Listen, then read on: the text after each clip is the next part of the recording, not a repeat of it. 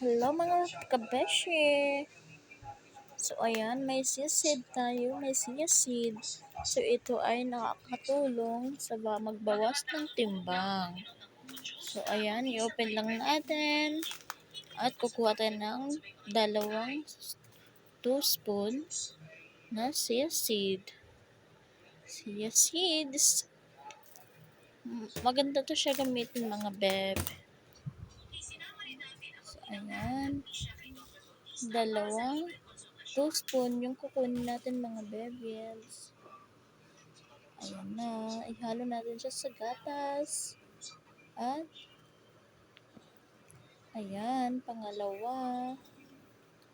At, ihalo lang natin ng ihalo hanggang magiging ganito na siya. So, ayan mga beb.